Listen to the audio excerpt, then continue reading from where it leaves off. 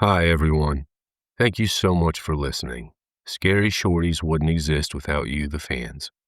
Please like and follow us on Apple, Spotify, or wherever you listen, and share the show with your friends to help us grow. Thanks, guys.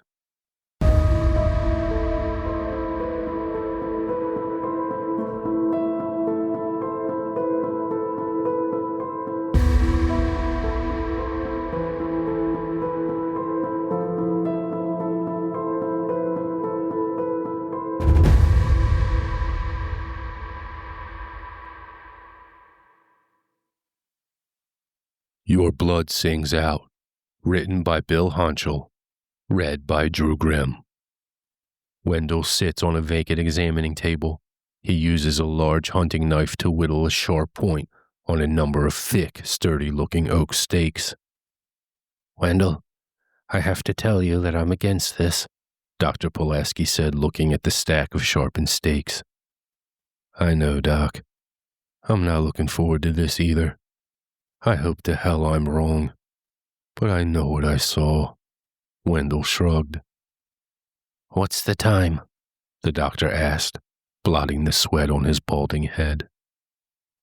It's time to kill something, Jessie said as she cocks her crossbow and loads in a handmade crossbow bolt. You don't need to see this, Jessie, Wendell said, touching her shoulder. Those things killed my mother and father. If you're going to fight them, so am I, she said as she pulled away from his hand. Wendell nods. Seriously, though, what time is it? He asks. 12:45. Way past curfew. Jessie looks at her phone. Soon now. Doc, lock the door behind you on your way out, Wendell said. Dear God, I hope you're wrong, the doctor said as he walked out of the exam room and padlocked the door behind him. Me too, Wendell sighed. How soon now? Jessie nervously asked, looking at the wall of human anatomy posters. It shouldn't be long now. You stand over there, be ready in case I fuck up, Wendell said, taking off his jacket, revealing that he's carrying a giant .357 Magnum on a shoulder holster. On his belt are a giant knife and 2 pouches for speed loading the Magnum. Wendell, what good is a gun? Jessie asked. Nobody likes to get shot in the head with a .357, especially with hollow points, living or dead. I hope so anyway, Wendell said, adjusting the bulky leather holster. Wendell, is this real? We're not crazy, are we? Jessie asked as she gnawed at her thumbnail. Jessie, we saw what killed your parents. I don't think. The body bag moved very minutely. Wendell holds a finger to his lips, asking Jessie to be quiet. She nods and quietly moves into position. Wendell takes one of the stakes out, a heavy-looking mallet, and stands over the body. Silently, he does a mock pledge of allegiance to remember where the heart is. He gently puts the tools down at the head of the exam table and very gently unzips the bag. There is the body of Samantha Wilkes, hale, but young and beautiful, with 2 barely noticeable wounds on the side of her throat. He places the tip of the stake approximately where her heart should be and raises the hammer, poised to strike at the vaguest indication of life. In less than a breath, Samantha's eyes open, no longer that lovely blue-green color, but the color of a predatory animal, a sickly green color with almost reptilian features, a dark vertical slash now the only indication of a pupil. Samantha opened her mouth, revealing long, sharp teeth that looked like they belonged inside the mouth of one of those giant cats Wendell had seen in National Geographic as a boy. Oh, Jesus, he said. Hello, Wendell, Samantha smiled. Wendell tries to hammer the stake home, but Samantha backhands him with the strength of 3 good-sized men. Wendell is sent sprawling across the room.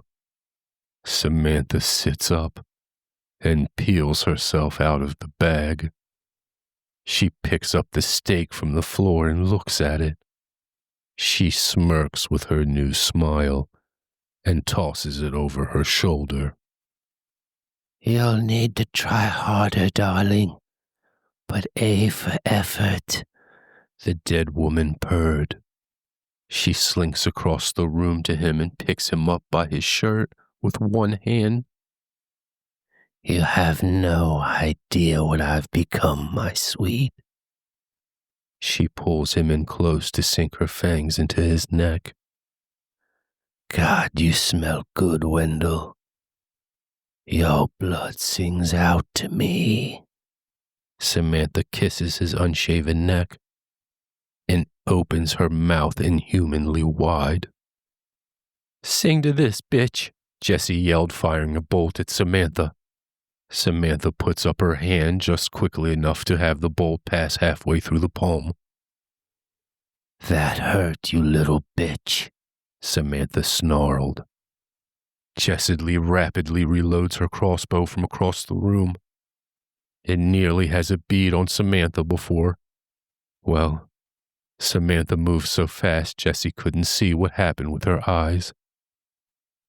Jessie fires at a blur, but she hits Samantha in the stomach. Samantha hisses painfully as she removes the bolt from her hand, throws it to the ground, and then slowly removes the bolt from her stomach. The small wounds pinch shut within moments of the projectiles being removed. Samantha does not bleed. Samantha is now an inch away from Jessie. Her fangs are bared. She has the young girl pinned to the wall by her wrists. Appetizers first, then the main course, the vampire smiled.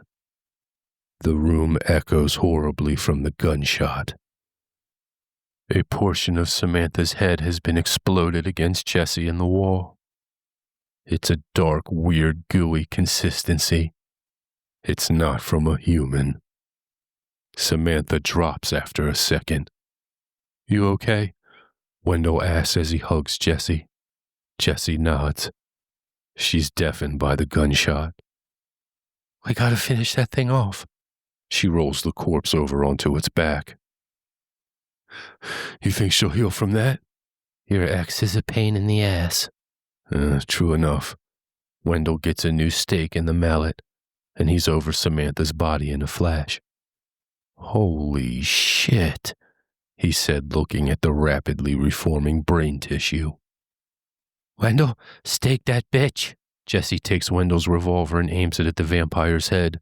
She pulls back the hammer. I'm sorry, Sam. He puts the stake onto her heart and whams the mallet into her chest hard, over and over again. In a second, Sam's body begins to rapidly take on the consistency of an extremely overripe banana.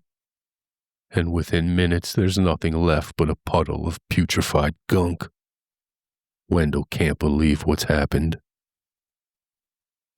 The doctor bangs on the door slightly. Was that a gunshot? The doctor unlocks it and peers inside. Yeah, Doc, it was. God help us then. It's true. The doctor looks down at the slimy lump on the floor. And that stopped her? The doctor points at his gun. No, Doc. They can regenerate somehow, even from bullets and from guns like this, Wendell says, holstering his revolver. So, how did you? The doctor draws his finger across his throat. It was a stake, Doc, in the heart, just like in the movies, Jessie said, as she showed him the stake.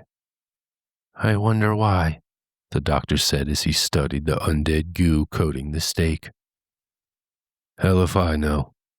These stakes were made of oak, though, if that means anything to you, Doc, Wendell said, wiping his mouth with the back of his hand. I'm sorry, Wendell. I know you two were close, Pulaski said, patting his friend's arm. That thing wasn't Samantha, Doc.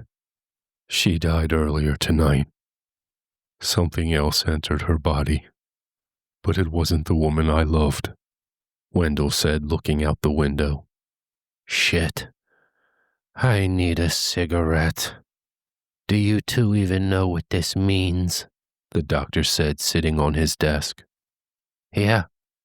It means we got a really big problem, Doc, Jessie said, shouldering her small quiver of bolts. Wendell, how many more do you think there are? The doctor asked, lighting a Pall Mall with a Strike Anywhere match. No idea. Maybe a dozen. Maybe 100, Doc. I have no way to tell. Well, maybe we could call the sheriff's office, maybe, the doctor said, blowing out a lungful of smoke. If they're even still alive, Doc. They've had more than enough time to isolate the town, Wendell frowned. Oh, come on. There can't be that many. Let alone could they be that organized? The doctor asked. If it's true, Doc, then we don't have a chance in hell of surviving, Wendell said. Hey, I wonder, if the stake thing is true, maybe the whole Sunlight Cross and Holy Water thing is true, too. Hey, is it bad I want to set one of those bloodsuckers on fire? Jessie asked as she took a hit from the doctor's cigarette and handed it back to him. Doc, I think you should call the police and try. You can lock yourself in here. You should be safe, Wendell said, looking around the room. I'll call them now, the doctor said, dialing his office phone. Wendell started packing up his gear.